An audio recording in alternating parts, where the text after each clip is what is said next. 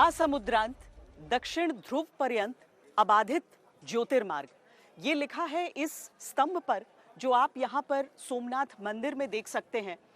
ये एक पृथ्वी है और उस पृथ्वी के आर पार हो रहा है त्रिशूल, और त्रिशूल जिस ओर संकेत दे रहा है वो हिस्सा है जहां से केवल और केवल जल का मार्ग रहेगा, यानी केवल और केवल समुद्र।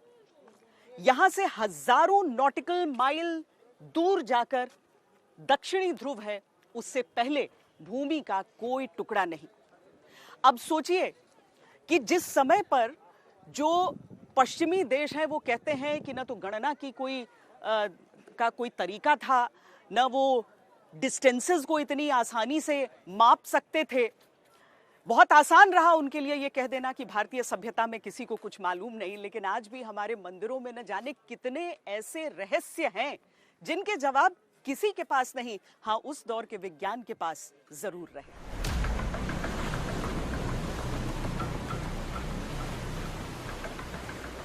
आसमुद्रांत दक्षिण ध्रुव पर्यंत अबाधित ज्योतिर्मार्ग, यानी समुद्र के इस बिंदु से लेकर दक्षिणी ध्रुव तक कोई भूभाग नहीं है।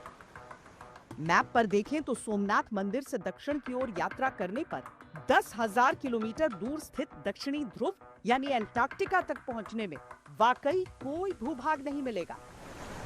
सवाल उठना लाजमी है, छठी शताब्दी में सोमनाथ मंदिर को बनाने वाले हमारे पूर्वजों को ये कैसे पता था? क्या छठी शताब्दी में ये स्तंभ स्थापित करने वाले लोगों को समुद्री रास्तों का ज्ञान था? क्या ये लोग खुद एंटार्क्टिका तक गए थे? क्या ये भी इतिहास के पन्नों से मिटा हुआ एक स्वर्णिम अध्याय है? ये प्रभास एक ही ऐसा स्थान है यहाँ से दक्षिण ध्रुव पर्यंत अबाधित जल मार्ग है। जो यहाँ से एक पिलर दिखाई दे रहा है जी, वो दक्षिण ध्रुव तक पानी पानी है, कोई जमीन नहीं है। मतलब सीधे एंटार्क्टिका। उसका प्रमाण जी 6वीं सदी में हुआ है। 6वीं सदी में तो टेक्नोलॉजी तो कुछ थी नहीं जी। फिर ऋषि मुनियों ने कैसे किया होगा, ये सनातन का एक बहुत बड़ा प्रमाण है। इस स्तंभ की सटीक स्थिति प्राचीन भारतीय खगोलविदों के गहन ज्ञान को दर्शाती है। ये बताता है कि भारतीय संस्कृति में आस्था और विज्ञान किस अद्भुत तरह से जुड़े हुए थे।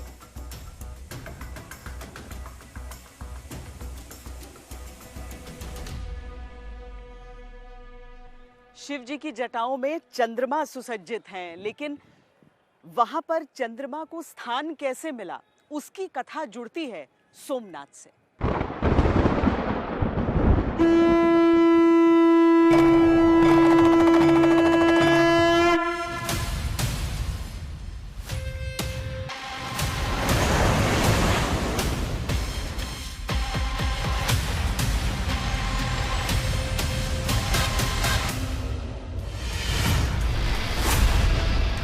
सोमनाथ मंदिर का निर्माण किसने कराया?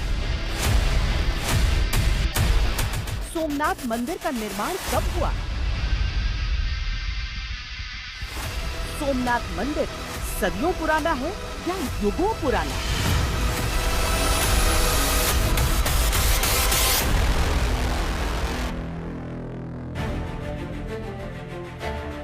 सोमनाथ मंदिर के निर्माण का उल्लेख स्कंद पुराण और पृथ्वी के सबसे प्राचीन वेद ऋग्वेद में मिलता है, और तब खुलता है आस्था, विश्वास और भक्ति का वो अध्याय जो सोमनाथ मंदिर की नींव पड़ने की कथा सुनाता है।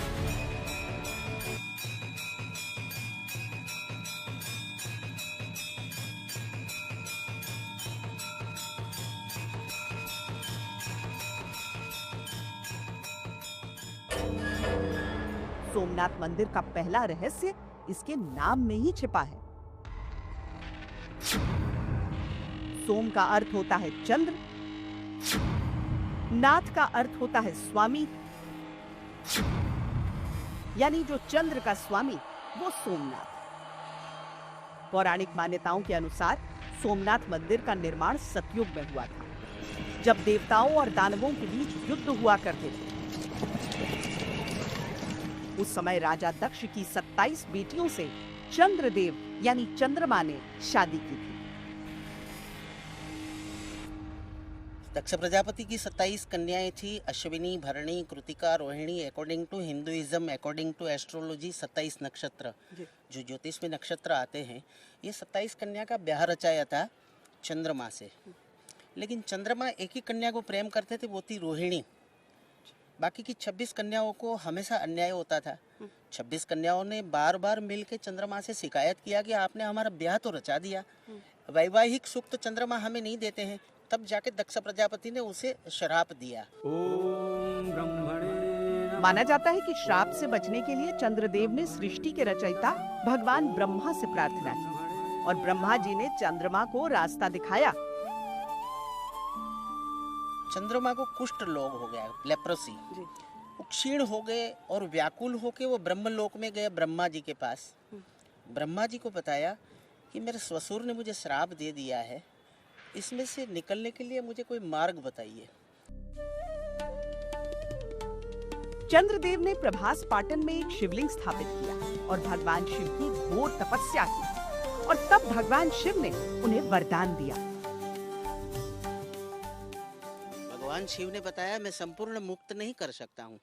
प्रतिपदा से पूर्णिमा तक आप पूर्ण हो जाओगे और कृष्ण पक्ष की प्रतिपदा से अमावस्या तक क्षीण हो जाओगे। ये क्रम तब से चला आ रहा है। माना जाता है कि उसके बाद चंद्रदेव ने भगवान शिव से प्रार्थना की कि वो इसी स्थान पर बस जाएं और भगवान शिव ने हमेशा के लिए अपना स्थान शिवलिंग में बना लिया और इस शिवलिंग का नाम सोम के नाथ यानी सोमनाथ पड़ा। क्योंकि सोम माने चंद्र और नाथ मतलब उनके अधिपति, तो चंद्रदेव और भगवान शिव जी उन दोनों का नाम के संयोजन से जो नाम पड़ा है वो सोमनाथ नाम है। सोमनाथ भगवान शिव के 12 ज्योतिर्लिंगों में पहला ज्योतिर्लिंग है, जिसके बारे में मान्यता है कि यहाँ भगवान शिव कल्याणकारी रूप में उपस्थित है।